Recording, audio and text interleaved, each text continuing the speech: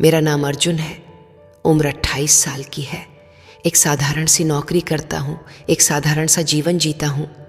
मेरे दोस्त कहते हैं कि मैं बहुत भावुक हूँ, बहुत जल्दी किसी पर भरोसा कर लेता हूँ। शायद यही मेरी सबसे बड़ी कमज़ोरी रही है, या फिर ताकत, ये मैं आज तक नहीं समझ पाया। परिवार छोटा है, माँ बाबूजी गांव में रहते हैं। मैं शहर में अकेला अपनी दुनिया में खोया रहता हूँ। दोस्त कम हैं, मगर जो हैं वो सच्चे हैं, या कम से कम मुझे लगता था कि सभी सच्चे हैं। उसे पहली मुलाकात कोई फिल्मी नहीं थी, न बारिश में भीगते हुए मिले थे, न किसी कॉलेज के गलियारे में। दफ्तर के पास एक छोटी सी चाय की दुकान पर मिली थी वो। नीला कुर्ता पहने, बालों में एक साधारण सी क्लिप लगाए, चाय का कप हाथ में लिए खड़ी थी। उसकी आंखों में एक अजीब सी शांति थी, जैसे किसी तालाब का स्थिर पानी। पहली बार उससे बात तब हुई जब मैंने गलती से उसकी चाय पर अपना अखबार गिरा दिया था। मैं शर्मिंदा हो गया, माफ़ी मांगने लगा, मगर वो हंस पड़ी। उसकी हंसी में कोई बनावट नहीं थी, बिल्कुल सहज, बिल्कुल सच्ची। कोई बात नहीं, उसने कहा था। वैसे भी चाय ठंडी हो गई थी। उस दिन के बाद न जाने कैसे वो चाय की दुकान हम दोनों की रोज़ की मुलाकात की जगह बन गई। पहले सिर्फ नमस्ते नमस्ते होती थी, फिर धीरे धीरे बातें बढ़ने लगीं। उसका नाम मीरा था, वो भी पास के ही एक दफ्तर में काम करती थी। मीरा से बात करना बहुत आसान था। वो ऐसे सुनती थी जैसे मेरी हर बात ज़रूरी हो, हर शब्द मायने रखता हो। मैंने अपनी ज़िंदगी की छोटी छोटी बातें उसे बताईं, अपने बचपन की यादें, माँ की डांट, बाबूजी की सख्ती, दोस्तों के साथ की शरारतें। वो बस मुस्कुराती रहती और कभी कभी अपनी भी कुछ बातें बताती। धीरे धीरे वो मेरी ज़िंदगी में घुलती चली गई, जैसे रोज़ की आदत, जैसे सुबह की चाय। बिना उसकी बातों के दिन अधूरा लगने लगा।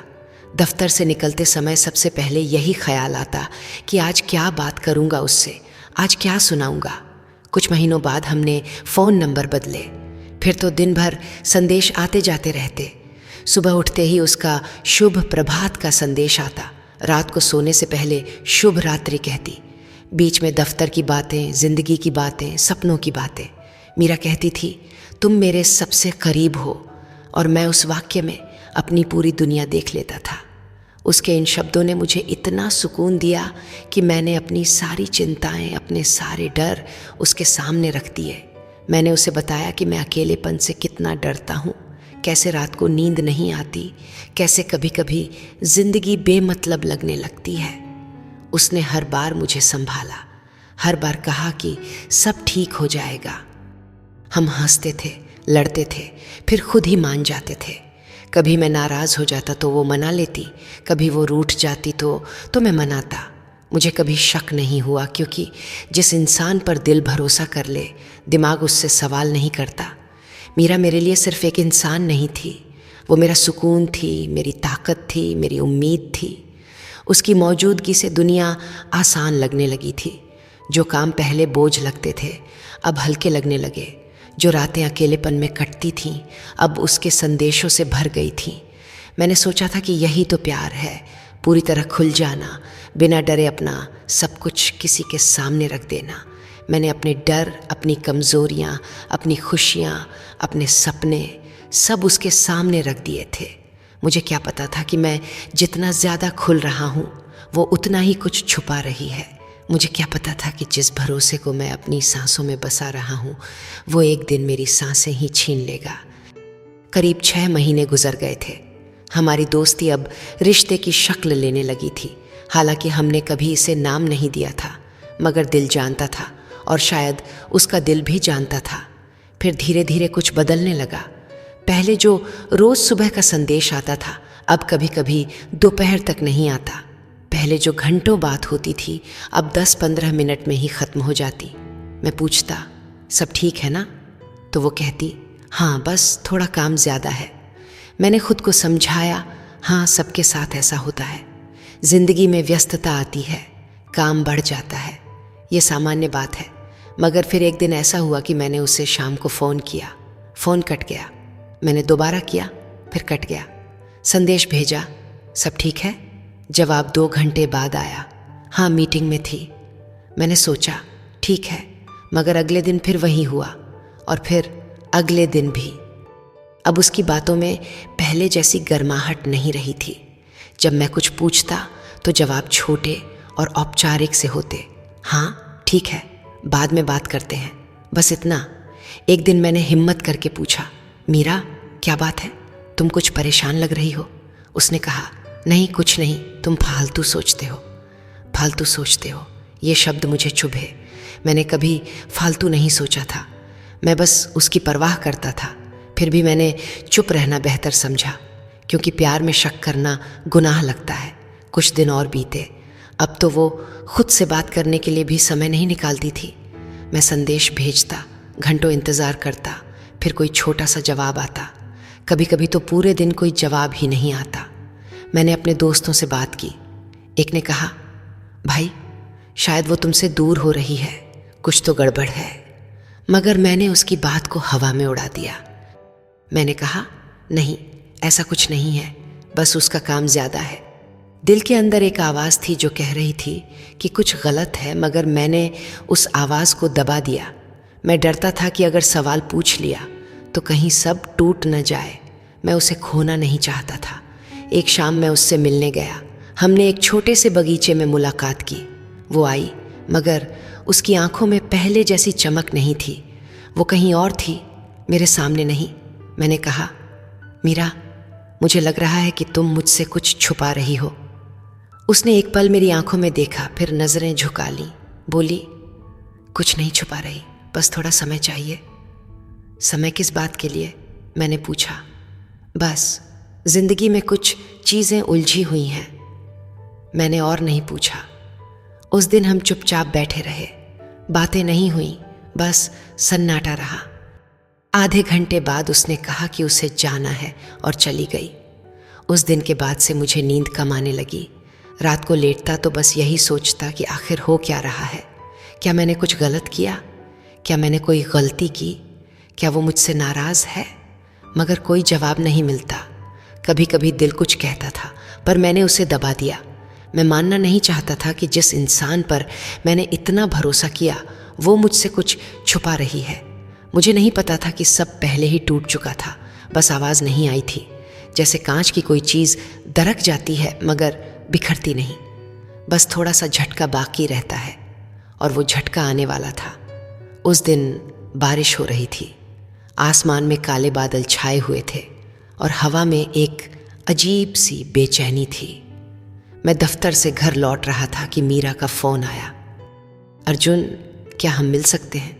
उसकी आवाज़ में कुछ अलग था, एक गंभीरता, एक भारीपन। मैंने कहा, हाँ कहाँ? वही पुराना बगीचा, आधे घंटे में। मैं तुरंत निकल गया। रास्ते भर मन में तरह तरह के ख्याल आते रहे। शायद वो माफ़ी मांगने वाली है, शायद वो सब कुछ समझाने वाली है, शायद सब ठीक हो जाएगा।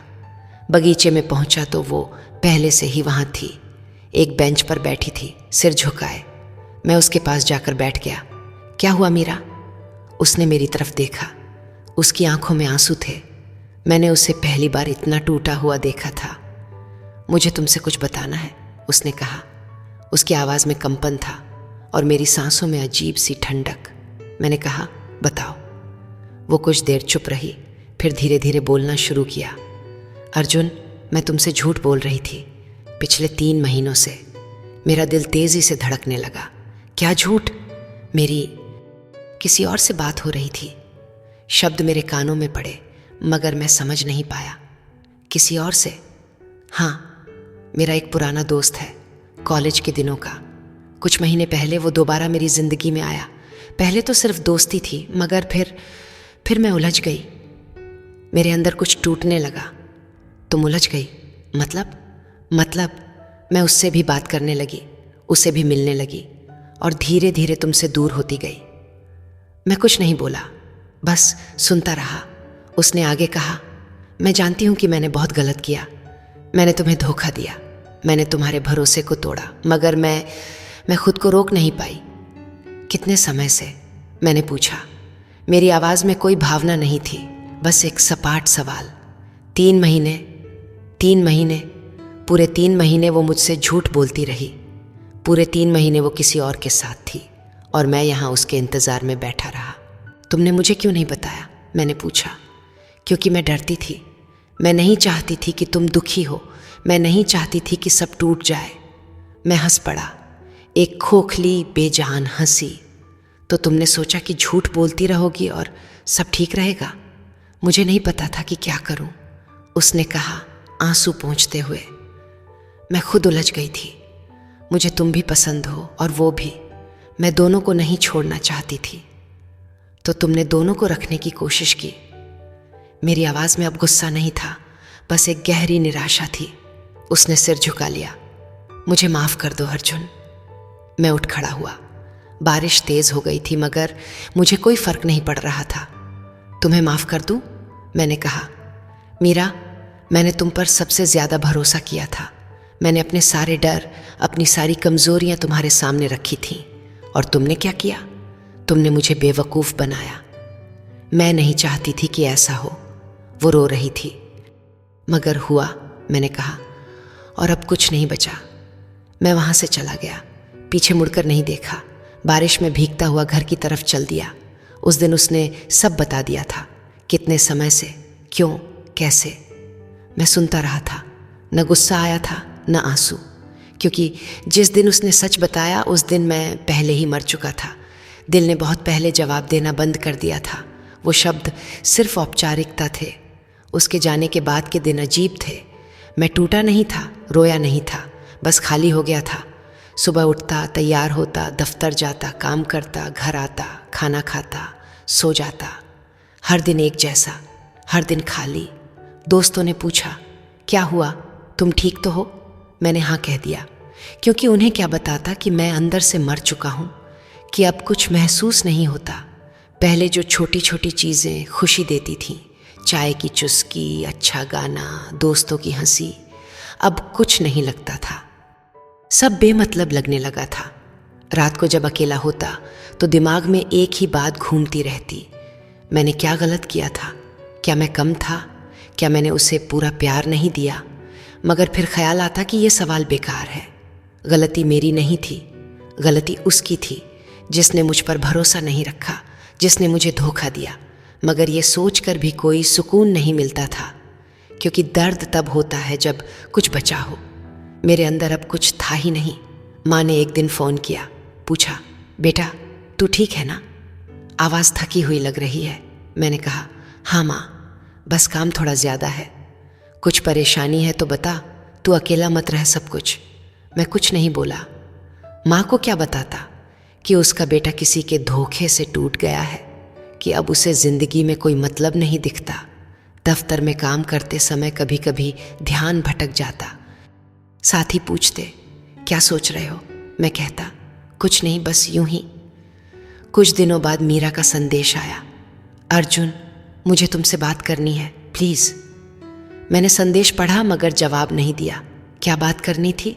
क्या बचा था बात करने के लिए? फिर एक दिन वो खुद आ गई, दफ्तर के बाहर खड़ी थी। अर्जुन प्लीज़ एक बार बात तो सुनो, उसने कहा। मैंने उसकी तरफ देखा। उसकी आंखों में आंसू थे, चेहरे पर पछतावा था, मगर मुझे कुछ महसूस नहीं हुआ। क्या बात करनी है मीरा? मैंने पूछा। मुझे माफ़ कर दो, मैंने बहुत बड़ी गलती की। मैं तुम्हें खोना नहीं चाहती।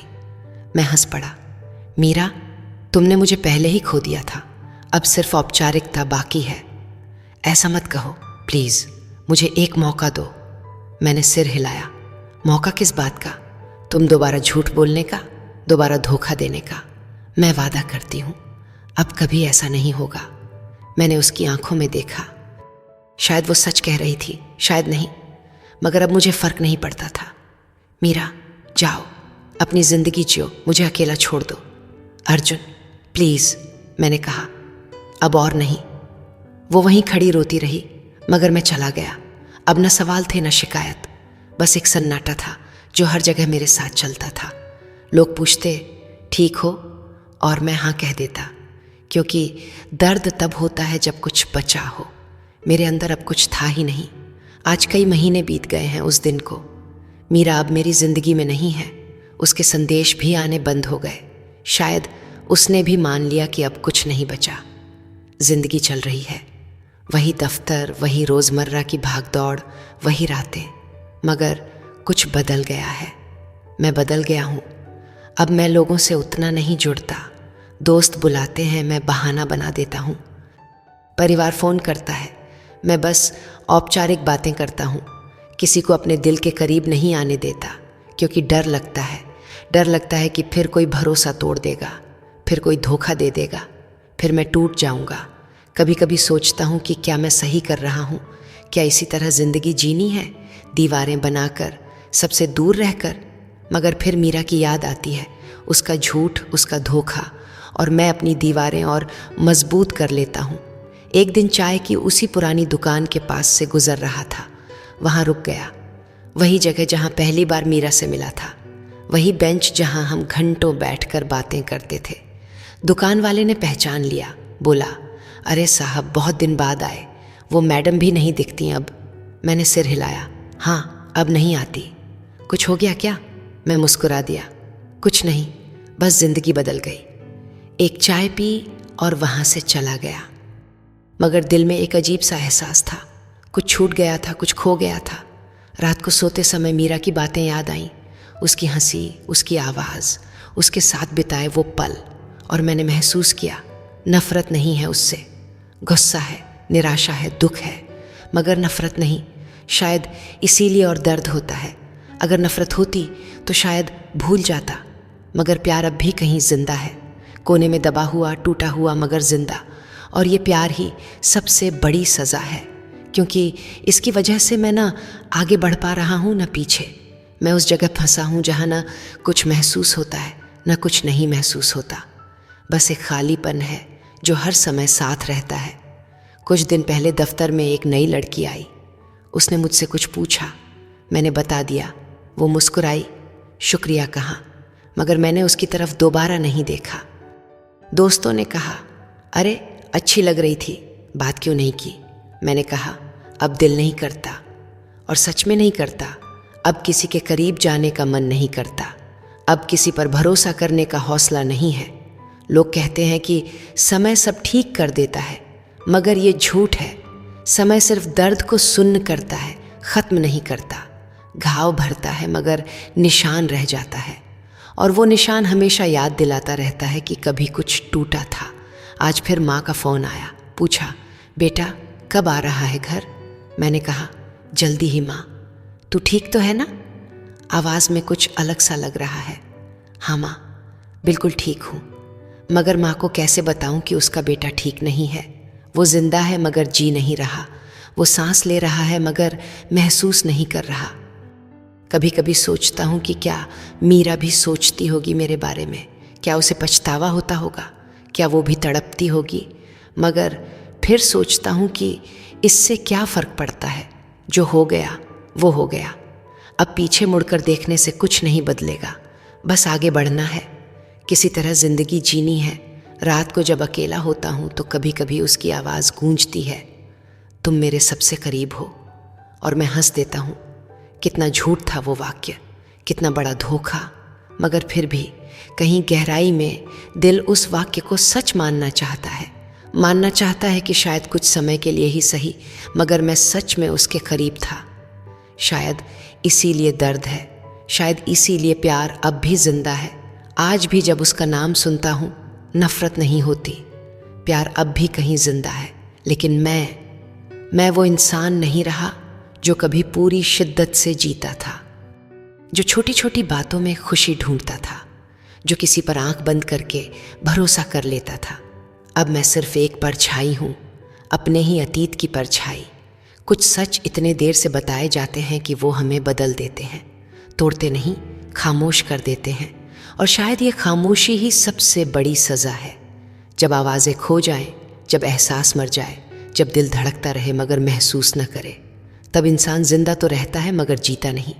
और मैं आज ऐसे ही जी रहा हूँ, एक जिंदा लाश की तरह। मगर फिर भी कहीं दूर दिल के किसी कोने में एक छोटी सी उम्मीद की किरण है। शायद एक दिन फिर से जी पाऊँ, शायद एक दिन फिर से किसी पर भरोसा कर पाऊँ, शायद एक दिन फिर से प्यार कर पाऊँ। मगर आज नहीं, आज तो बस जीना है, बस सांसें लेनी है, बस जिंदगी का बोझ ढोना है, क्योंकि जिस दिन मीरा ने सच बताया था उस दिन मैं मर चुका था और अब बस ये शरीर बचा है जो चल रहा है, बोल रहा है, काम कर रहा है, मगर अंदर का अर्जुन वो तो बहुत पहले ख़त्म हो गया था।